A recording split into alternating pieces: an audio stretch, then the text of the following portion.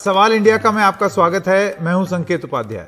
नफरत गैंग पर कितनी नकेल कसी गई है। दरअसल हुआ क्या है कि इस वीकेंड में एक गिरफ्तारी और हुई जिसके बारे में हम यहां पर जिक्र करते आए हैं। दीपक त्यागी उर्फ यति नरसिंहानंद, वो गिरफ्तार तो हो गए, लेकिन आप ये जान लीजिए कि पहले उनको गिरफ्तार किया किसी और मामले में और आज अभी जाकर के उसमें कुछ और धाराएं जोड़ी गई हैं। बड़े सवाल बहुत सारे हैं और बहुत सारी बातें हैं जिसका जवाब देना पड़ेगा प्रशासन को। सबसे पहली बात, 4 हफ्ते लगते हैं गिरफ्तारी करने के लिए। 4 हफ्ते, एक ऐसी चीज जो कि यहां इस कार्यक्रम में बार बार लोग आकर के कानून की बात और कानून के जो जानकार हैं वो बार बार आकर के ये चीज बोल रहे हैं कि 4 हफ्ते नहीं लगने चाहिए। ये 4 दिन का भी काम नहीं है, ये 2 दिन का या 1 दिन में ये होने वाली कार्रवाई है। तो अव्वल तो 4 हफ्ते लगे, उसके बाद भी अभी भी बहुत सारी ऐसी चीजें हैं इस नफरत गैंग के खिलाफ जो नहीं की गई। आइए इसीलिए नजर डालते हैं सवाल इंडिया का पे कि क्या सवाल हम पूछना चाहते हैं। नफरत गैंग पर नकेल, क्या आधे मन से आधा इंसाफ दे रही है पुलिस? देखिए, एक कारण है जिस वजह से हम ये चीज बोल रहे हैं। नरसिंहानंद जरूर गिरफ्तार हुए हैं, लेकिन बाकी सदस्यों का क्या होगा? और क्या सबसे बड़ी बात, अदालत की फटकार के बाद खानापूर्ति कर रही है पुलिस कि भाई कुछ करते हुए दिखाना है तो इस वजह से चलो थोड़ी सी गिरफ्तारी दिखा दो। बाकी सारे लोगों को गिरफ्तार क्यों नहीं किया है? इतना टाइम क्यों लग रहा है? 4 हफ्ते बाद भी धीरे धीरे धीरे करके कार्रवाई, रेंग रहे हैं बिल्कुल, जबकि अदालत में यह मामला 22 जनवरी को आ सकता है।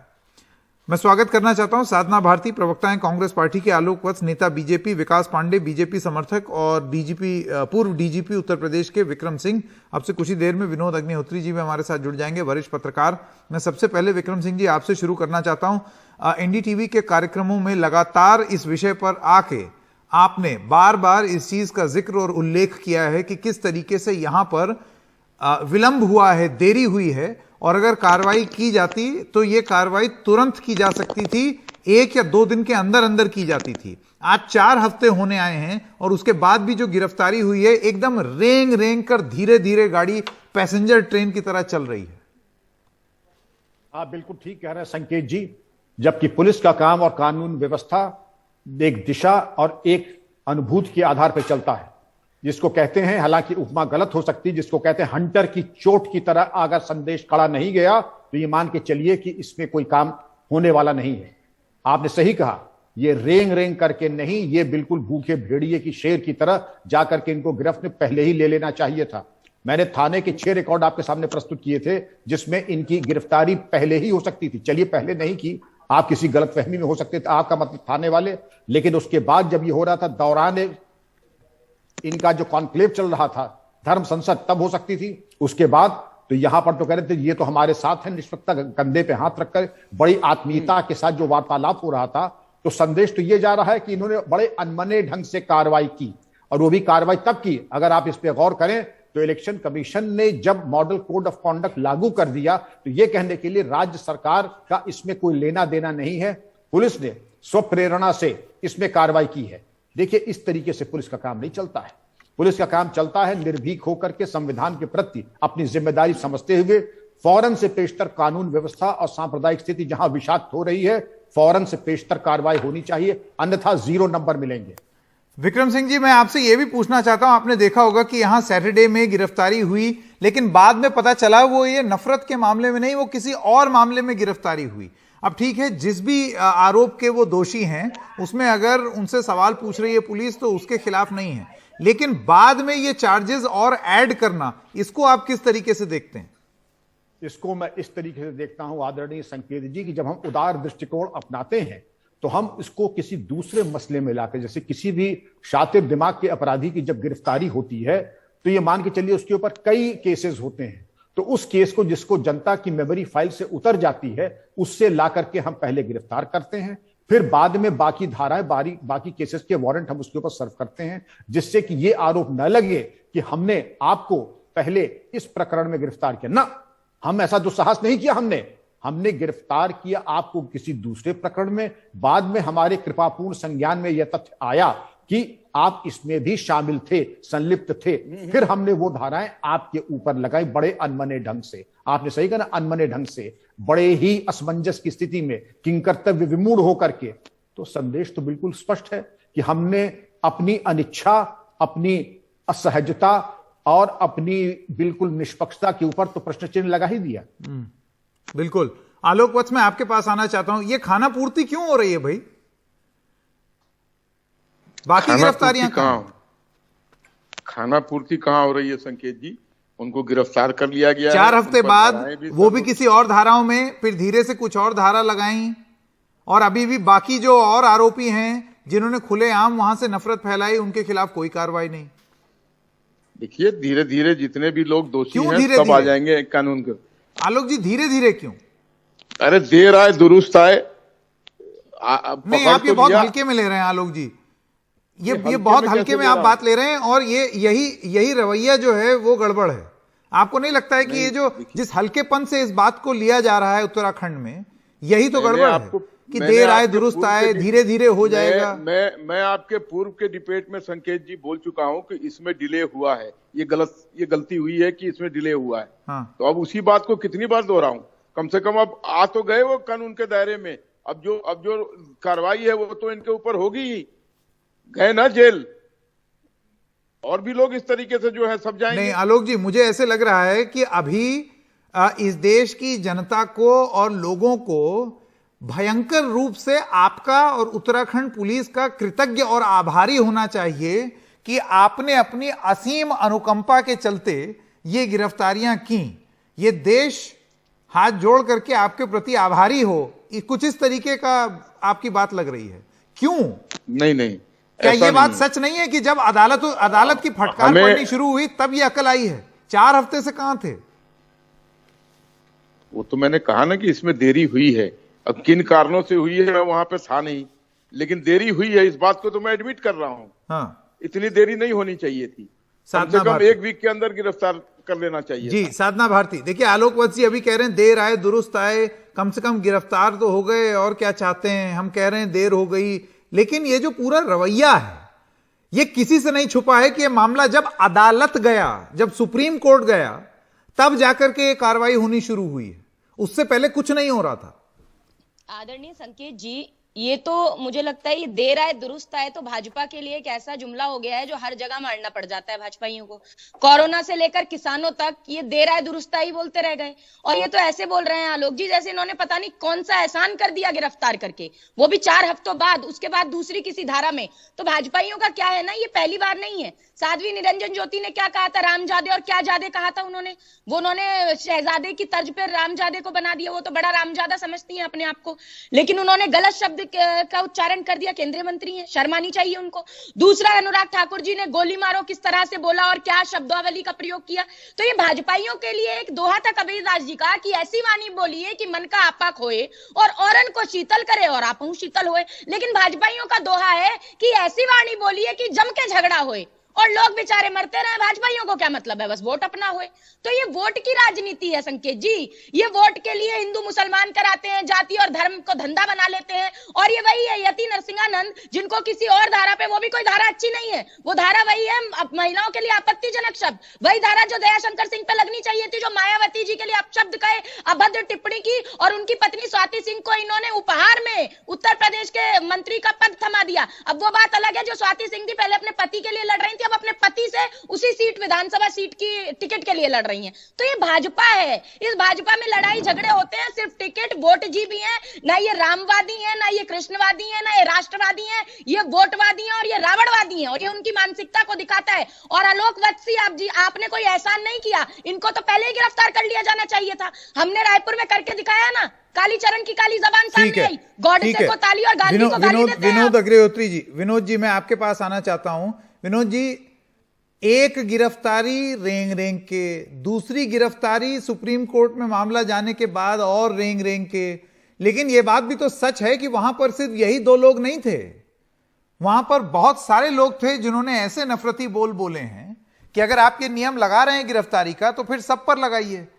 लेकिन हो यह रहा है कि हरिद्वार में तो अब प्रतिकार सभा शुरू हो गई है, धर्म संसद के बाद अब वहां पर प्रतिकार सभा शुरू हो गई है।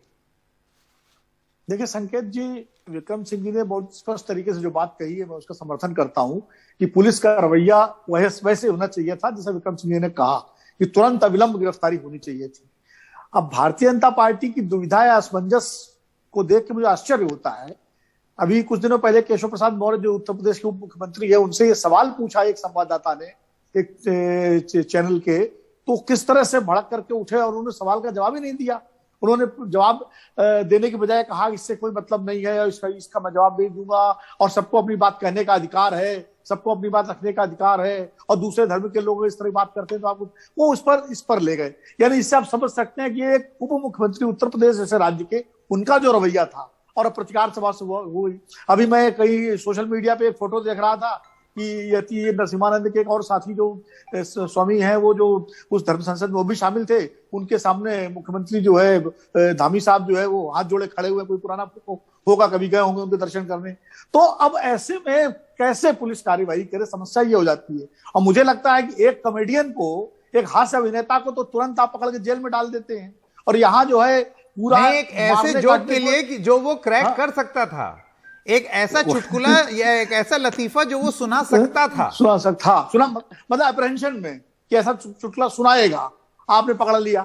और दूसरी सरकार ने, और दूसरी तरफ जो है खुलेआम वो आयोजन होता रहा, उस पर मैं तो धर्म संसद शब्द उसके लिए इस्तेमाल इसलिए नहीं करता कि धर्म की संसद में इस तरह की बात हो ही नहीं सकती। धर्म तो वो है जो धारण किया जाए, जो परहित सरित धर्म नहीं भाई, पर पीड़ा सम नहीं अदमाई, वो धर्म है। वसुदेव कुटुंबकम का धर्म है जो हमारा सनातन धर्म है। ऐसी धर्म शब्द का मैं उस आयोजन के लिए इस्तेमाल ही नहीं कर सकता, तो इसलिए मुझे तो धर्म संसद कहने में भी बड़ा मैं विकास पांडे जी आपके पास आना चाहता हूं। भारतीय जनता पार्टी के जितने नेताओं से, जैसे नितिन गडकरी से हमने बात की, उन्होंने कहा कि भाई हम तो उस विचारधारा और उस धर्म संसद में विश्वास रखते हैं जो कि स्वामी विवेकानंद ने शिकागो में जो स्पीच दी। देखिए ये बात कहने के, बाकी और हम किसी चीज से हम सरोकार नहीं रखते, ये बात कहने के लिए सही है और उसमें क्या है कि एक पॉलिटिकल पोजीशनिंग भी ये बुरी नहीं है, लेकिन फिर अगर आप कोई कार्रवाई ना करें, अब आप कह सकते हैं कि अब तो आचार संहिता लग गई, अब वहां पर हमारी पुलिस नहीं है, वो तो इलेक्शन कमीशन के पास है, लेकिन आचार संहिता तो अभी लगी है ना, इससे पहले क्यों आप एक चीज के बारे में बताना चाहते हैं। हाँ। एक घूम फिर के आप वही आ रहे कि सब कुछ गलती बीजेपी वालों की, उन्होंने एक्शन नहीं लिया डिस्पाइट ऑफ द फैक्ट कि उन्होंने बीजेपी ने महिलाओं के खिलाफ घूम फिर के नहीं विकास जी, मैं सीधे सीधे ये आरोप लगा रहा हूं। हाँ ठीक है, आप सभी लोग मिलके, स्पेशली साधना जी का जो एक कवि था उसके ऊपर मैं एक शेर सुनाना चाहता हूँ, फिर अपने 1 मिनट मैं बोलूंगा। हाँ। अकबर इलाहाबादी का शेर है ना, हम आ भी करते हैं इलाहाबादी या प्रयागराजी, तो कत्ल भी करते हैं, वो कत्ल भी करते हैं तो चर्चा नहीं होता। उसी तरीके से सारे कांड सेकुलरवादी करते हैं, हिंदुओं को गालियां देते हैं। यहाँ पे मैं इनका समर्थन नहीं कर रहा हूँ, एक्शन हुआ। अगर सच में भाजपा का ऐसा रहता कि भैया हमारा वोट बैंक है, जैसे प्रधानमंत्री के कॉन्वॉय के साथ पंजाब में हुआ, भैया खालिस्तानी वोट बैंक है, तो वो लोग वहां पे धरना रहने देंगे, ठीक है। वहां पे भी तो डरा सकते हैं, धामी जी फोन कर दे मत कुछ करो या हिंदुत्ववादी हमारे वोट बैंक है, उन्होंने कुछ नहीं करने दिया, कोई इंटरफेरेंस नहीं दी। और पुलिस जी मुझे ना ये टीस समझ में नहीं आ रही, या तो विकास जी एक सेकंड, ये टीस समझ में नहीं आ रही। दो चीजें आप यहाँ बोल रहे हैं, एक तो आपका ये कहना है अगर किसी और धर्म या समुदाय या जाति से अगर कोई नफरत फैला रहा है तो उस पर कार्रवाई क्यों नहीं कर रही। लीजिए इस मंच से बोल दिया जाता है कि नफरत कोई भी फैला रहा हो उसको आप तुरंत अरेस्ट करिए। धाराएं काफी हैं इस देश में। 15 करोड़, यहाँ पे वारिस पठान कहते हैं कि 15 करोड़ मुसलमान are more than a match for 100 crore Hindus. फिर अहमदुल्ला खान कहते हैं कि अगर मुसलमान स्ट्रीट पे आ जाएंगे तो हैवॉक हो जाएगा। वहां पे अकरबुद्दीन वैसी कुछ और कहते हैं। अभी इसी धर्म संसद के खिलाफ में कल उत्तराखंड में रैली हुई, उसमें मेरे पास वीडियो मैंने ट्वीट भी किया, उसमें तो बोला जा रहा है खुलेआम क्या कहते हैं कत्लेआम करो। मुझे समझ में नहीं आ रहा पांडे जी, वही वाली बात है, अगर एक बार हो जाता है ना ऐसा है। एक सेकंड विकास पांडे जी, देखिए ये इसको कहते हैं वॉट अबाउटरी, ठीक है। मेरा ये कहना है कि हम कहे तो वॉटर, वही तो कह रहे हैं भाई पुलिस आपकी, एक सेकंड मैं संकेत जी जवाब देना चाहूंगी। मैं बोल, पुलिस आपका, तंत्र आपका, नफरत फैलाने वालों के खिलाफ नकेल कसिए, कौन रोक रहा है? लेकिन उसमें ये ले आना कि उसने बोला, उसने भी बोला, उसने भी बोला। इंटरफेरेंस तो नहीं कर रहे ना, जहां पे बोला जा रहा है इंटरफेरेंस के नाम इतना इंटरफेरेंस। अगली बार सरकार आएगी देख लेंगे, ऐसा करके धमकी भी तो दे सकते थे, नहीं किया ना, अपना काम कर रही है पुलिस। अच्छा मतलब विकास पांडे और आलोक वत्स बड़ा एहसान कर दिया भाजपा ने। एक सेकंड, डीजीपी विक्रम सिंह ये बयान सुन करके ऐसे लगता है कि हमको बहुत बहुत कृतज्ञ और आभारी होना चाहिए कि 4 हफ्ते बाद ही सही धीरे धीरे कुछ गिरफ्तारियां हो गई, और हम बिल्कुल मतलब थैंक यू वाला भाव रखें अपने अंदर। नहीं, थैंक यू मत रखिए, लेकिन जिस तरीके से आप ब्लेम कर रहे हो वो गलत कर रहे नहीं, अरे ब्लेम करने की क्या बात है, मेरा ब्लेम नहीं कर रहा हूं, सीधा सीधा सवाल है क्या विलंब नहीं हुई है, सरकार देख इंसाफ दिलाने में देरी, और वो भी तब जब मामला अदालत में चला गया। संकेत जी, आपका तो बहुत उदार दृष्टिकोण रहता है। हमारे राजनीतिक मित्रों का एक धर्म है, वे अपने धर्म का पालन कर रहे हैं, लेकिन एक पूर्व पुलिस अधिकारी होने के नाते अगर मैं वहां का डीजीपी या आईजी होता तो विवेचक और थानाध्यक्ष दोनों को करता निलंबित, और एक अलग से एक राजपत्रित अधिकारी को विवेचना देता कि 24 घंटे में इनके ऊपर पुरस्कार की घोषणा करो। पहले तो चूक ये थी कि आपने पहले इनको प्रिवेंटिव अरेस्ट क्यों नहीं किया। चलिए, आपने प्रिवेंटिव अरेस्ट नहीं किया, आपके लेखा जोखा में कमी थी, अब तो कर लीजिए 24 घंटे में, क्योंकि ये चंबल के डकैत नहीं है, ये सामाजिक अपराधी है। लेकिन अगर 24 घंटे में अगर आप नहीं गिरफ्तार दस्तयाब कर पाए तो इनाम की घोषणा कीजिए और इनको गिरफ्तार कीजिए। ये मुश्किल से 48-72 घंटे का मामला था, और ऐसे अपराधियों का कुछ न कुछ तार जुड़ा रहता है समाज से, और उनको समाज के जरिए ही गिरफ्तार किया जा सकता है, कोई बड़ी चीज नहीं है। बिल्कुल, चंबल के डकैत नहीं है। साधना जी, मैं आपके पास आना चाहता हूं। देखिए, 2 गिरफ्तारियां हुई हैं अभी इस मामले में। एक सेकंड, आलोक जी आता हूं। साधना जी, 2 गिरफ्तारी हुई हैं और पुलिस अभी भी विवेचना कर रही है, जांच कर रही है, ये पता लगाने में कि वहां और कौन था। मेरे ख्याल से जो लोग उस धर्म संसद में थे वो ये चीज छुपा भी नहीं रहे हैं कि वो वहां नहीं थे, खुलेआम बोल रहे हैं हम थे, प्रतिकार सभाएं कर रहे हैं। फिर किस चीज में जुटी हुई है पुलिस? यही तो सोचने वाली बात है कि एक तो गलत शब्दों का उच्चारण किया जाता है और उसके बाद उसको एक्सेप्ट किया जाता है, बाद में वीडियोस डाली जाती हैं, क्या मैं कोई पश्चाताप नहीं है। तो मैं यही तो बात कहना चाह रही हूँ। कह रहे हैं हम आहा करते हैं, अरे आप आहा नहीं करते, आप लोगों को आहा करने पर मजबूर कर देते हैं, लोगों को दुख देते हैं। और इस हिंदुस्तान के अंदर संसद के प्रवेश कक्ष में भी एक मंत्र लिखा हुआ है महाउपनिषद का, मैं आपको बता देती हूँ, अयम निज परोवेति गणना लघु चेतसाम उदार चरिता नाम तु वसुधैव कुटुंबकम। अर्थात ये पूरा परिवार, सबका पूरा जो संसार है वो हमारा परिवार है। ये हिंदुस्तान के संविधान सिखाता है, हमें शिक्षा देता है। लेकिन आप क्या सिखा रहे हैं? हम कहते हैं वसुधैव कुटुंबकम, आप कहते हैं द्वेषधैव कुटुंबकम। नहीं, आप कहते हैं द्वेषधैव कुटुंबकम। यतीनानंद यहाँ बैठा हुआ आपके सामने, नहीं तो आप तो उसका पक्ष ले रहे हैं, वकील तो बनकर बैठे हैं। अजीब क्या बात है, क्यों बनते हैं ऐसे लोगों के वकील? मत बनिए सांप्रदायिक वकील, मत बनिए नफरतवादियों के वकील। और इतनी ही परेशानी है तो स्मृति ईरानी जी किसकी धर्म पत्नी है? स्मृति ईरानी जी। एक एक करके साधना जी, एक एक करके आवाज ऊंची ना हो। डिफेंड किया क्या उनको? अशोक सिंघल जी संयम के साथ किसकी पत्नी है? मैं पूछना चाहती हूँ इनसे, मैं पूछना चाहती हूँ। नहीं बताइए ना, आप भी सुन रहे थे ना, आपने भी बहुत शेर कर ली, तो अब आप बता दीजिए ना, क्यों नहीं डिफेंड किया? आप नरसिंहानंद को डिफेंड कर रहे हैं, आप हिंदू मुसलमान में बांटने का काम कर रहे हैं। अरे मंदिर में दाना चुपकर चिड़िया मस्जिद में पानी पीती है, दुर्गा माँ की चुनरी को मेघम शर्मा पीती है। और एक वो रफी था जो महफिल रघुपति राघव गाता था, और प्रेमचंद भी बच्चों को ईदगाह सुनाता था। कभी कन्हैया की महिमा गाता रसखान सुनाई देता है। अच्छा, एक एक करके प्लीज साधना जी और विकास जी, ऐसे हमको बात समझ में नहीं आएगी। अब साधना जी ने अपनी बात कह ली, विकास जी आप अपनी बात बोलिए, उसके बाद आलोक जी। साधना जी ने अपनी पोथी पत्री खोल दी, सेकुलरिज्म की, हिंदुत्व का पाठ, हिंदू धर्म का पाठ पढ़ाने लगी। भैया मुझे पता है हिंदू, यहाँ पे भारत हिंदू धर्म है इसीलिए सेकुलर है भाई, तो आप मुझे क्या सिखा रहे हैं? हिंदू मानता है वसुधैव कुटुंबकम, तभी ना सेकुलर। आप मुझे क्या सेकुलरिज्म का सिखा? आपने बोल दिया मुझे सुनाने दो ना। मैंने हेट स्पीच की यहाँ पे। मुझे ये समझ में नहीं आ रहा विकास जी, ये पूरी डिबेट यहाँ पर खत्म हो जाएगी अगर आप आलोकवश जी की तरह बोल दें, एडमिट करें कि हाँ गलती हुई है, राजनीतिक संरक्षण था, जिस वजह से प्रशासनिक देरी हो रही थी। इन्वेस्टिगेशन के सबको तो करना चाहिए ना, इन्वेस्टिगेशन करके सबको करेंगे। तो करिए ना। ये यहाँ किसका आर्ग्यूमेंट है कि यहाँ पे एनडीटीवी वाले पुलिस में नहीं है ना, यहाँ पर कौन आर्ग्यू कर रहा है? पुलिस वाले अपने हिसाब से। विनोद जी, यहाँ किसका आर्ग्यूमेंट है कि एक नफरत कबूल है दूसरी नहीं है? यहाँ कौन कह रहा है इस चीज को? देखिए, पहली बात तो मैं आलोक वत्स जी की तारीफ करूंगा, जिन्होंने माना कि जो है कि हाँ देरी हुई है। एक बार कंगना रनावत के बयान पे भी उन्होंने बहुत साफगोई से जो है अपनी असहमति जाहिर की थी, इसलिए मैं इस मामले में उनकी प्रशंसा करूंगा कि पार्टी प्रवक्ता होने के बावजूद उन्होंने अपनी बात स्पष्ट तरीके से कही। दूसरी बात यह है कि कोई भी इस भारतीय संविधान में जिसको विश्वास है, चाहे वो कांग्रेस पार्टी हो, भारतीय जनता पार्टी हो, या कोई भी राजनीतिक दल हो, या हम सभी, कोई भी ये नहीं कहेगा कि एक नफरत को क्षमा कर दो, अनदेखा कर दो और दूसरी नफरत के खिलाफ कार्रवाई कोई नहीं कह सकता। नफरत फैलाने की बात जो भी करे, हिंदू मुसलमान सिख ईसाई जो भी जाति धर्म के आधार पर, उसके खिलाफ कड़ी से कानूनी कार्रवाई बिल्कुल और बिल्कुल उसी लिहाज से यहाँ पर भी कार्रवाई होनी चाहिए। जो विभेद की होनी चाहिए। दिक्कत यह है कि 4 हफ्ते बाद ऐसा एहसास दिलाया जा रहा है कि देखो देर से ही सही हुई तो उसकी बधाई हम पुलिस को नहीं देंगे और ना ही उत्तराखंड की सरकार को।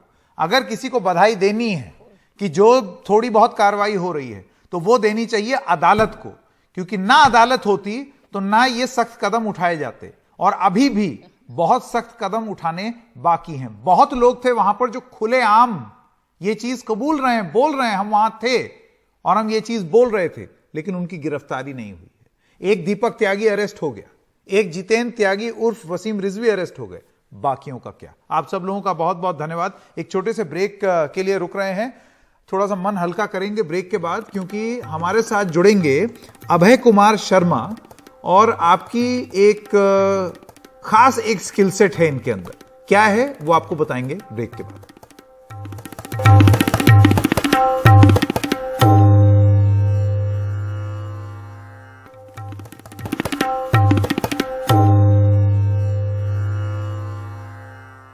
तो अब हमारे साथ अभय कुमार शर्मा जुड़ गए हैं और इनका एक खास हुनर है, और हुनर ये है कि ये नेताओं की नकल बहुत अच्छी उड़ाते हैं। अभय जी, आपका बहुत बहुत स्वागत एनडीटीवी इंडिया में।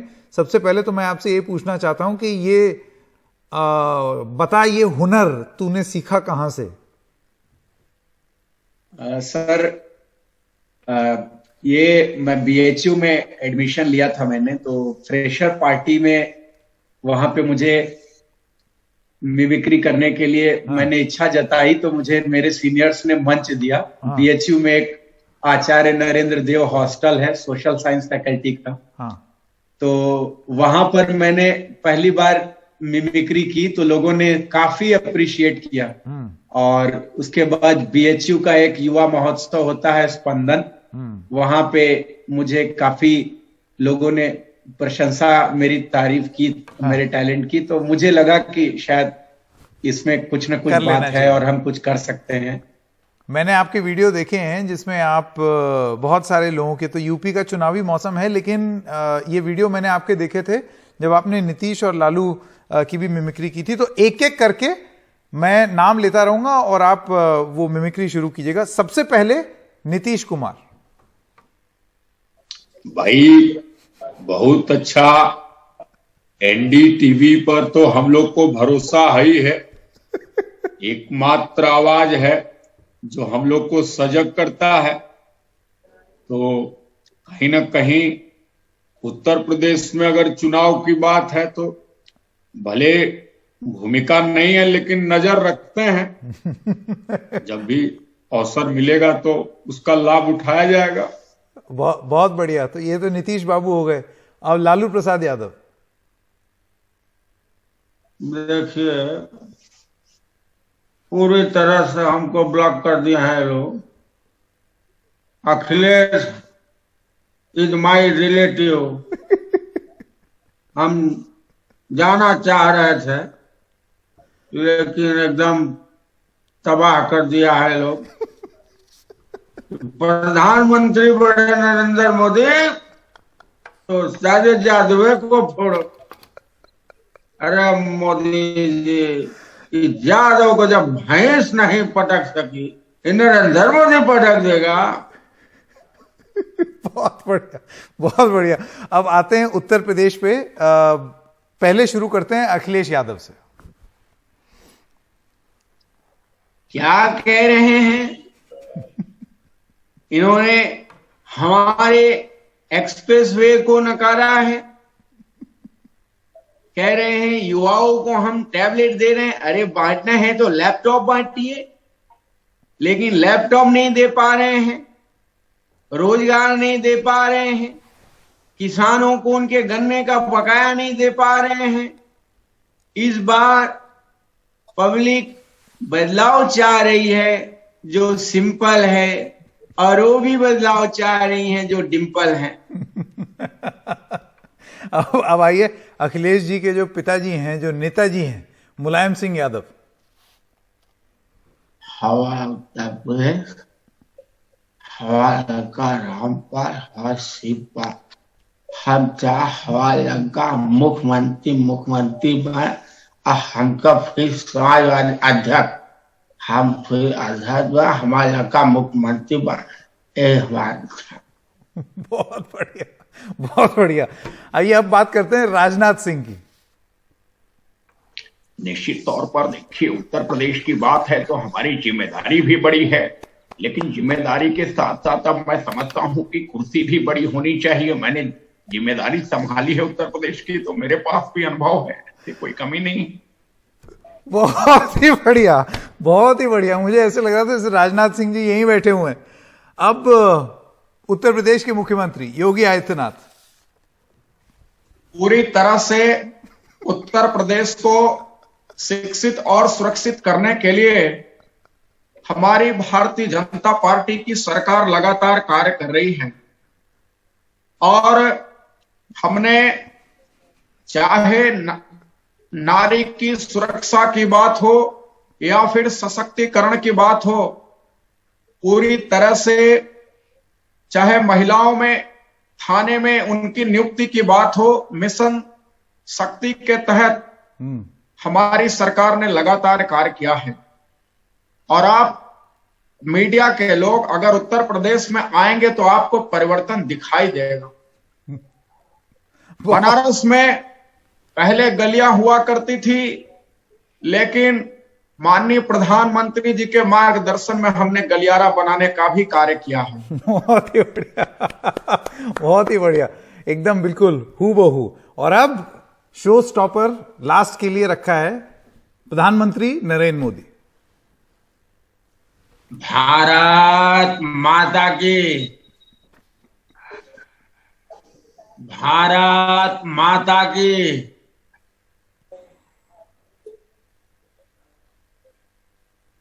मन पर विराजमान उत्तर प्रदेश के ऊर्जावान मुख्यमंत्री योगी आदित्यनाथ जी,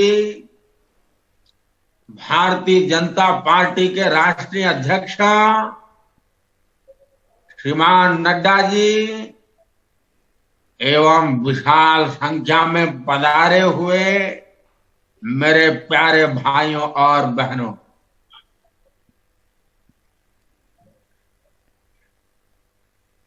भाइयों बहनों, पहले उत्तर प्रदेश में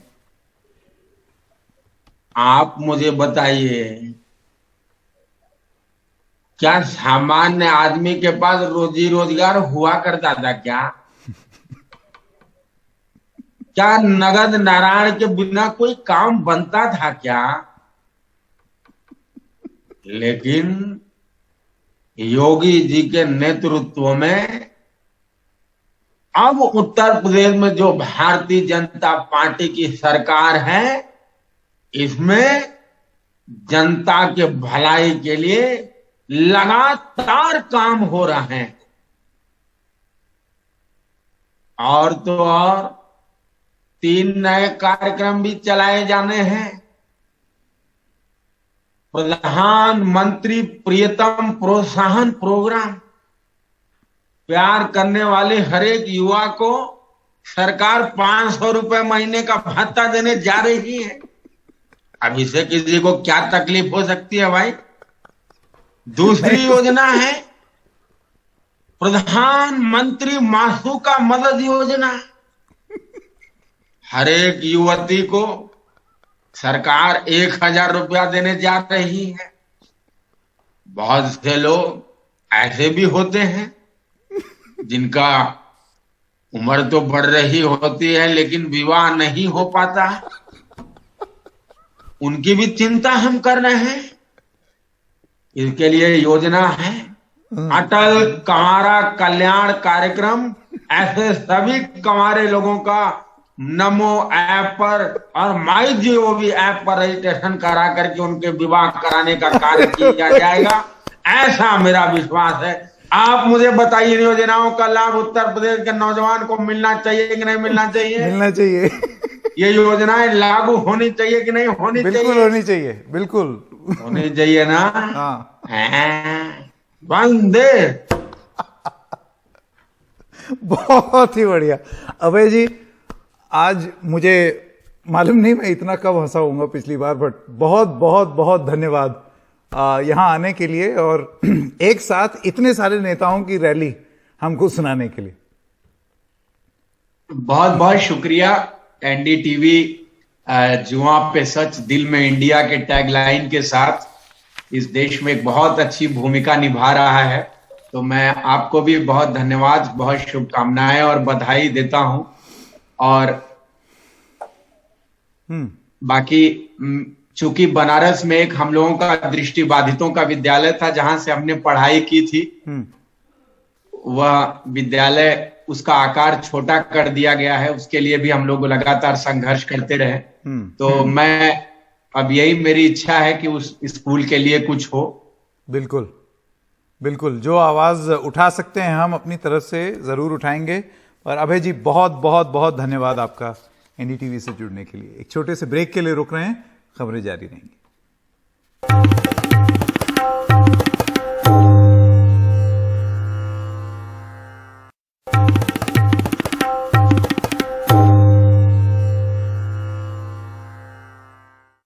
और आइए अब आपको सुनाते हैं कि उत्तर प्रदेश के मुख्यमंत्री योगी आदित्यनाथ ने कैराना के ऊपर क्या कहा। यहां पर समाजवादी पार्टी के जो उम्मीदवार हैं उनकी गिरफ्तारी हुई है, उससे और उसी से संबंधित और मुद्दों पर योगी आदित्यनाथ ने कैराना को केंद्रित रखते हुए क्या बोला, आइए सुनते हैं। पिछले 5 वर्ष के दौरान हमारी सरकार ने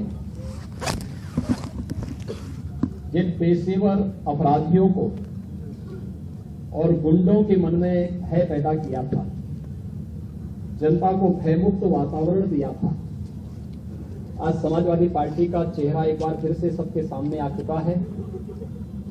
कैराना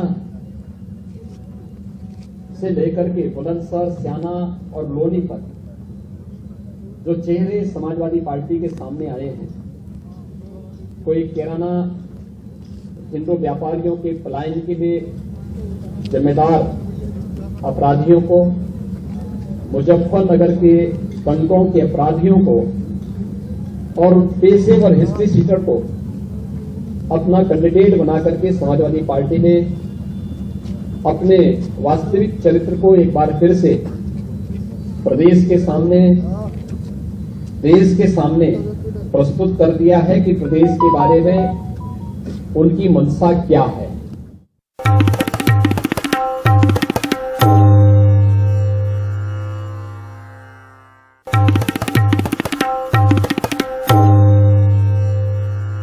आम आदमी पार्टी ने पंजाब में मुख्यमंत्री चेहरा चुनने के लिए एक नंबर जारी किया था, जिस पर 72 घंटों में करीब 15 लाख से ज्यादा लोगों ने राय दी है।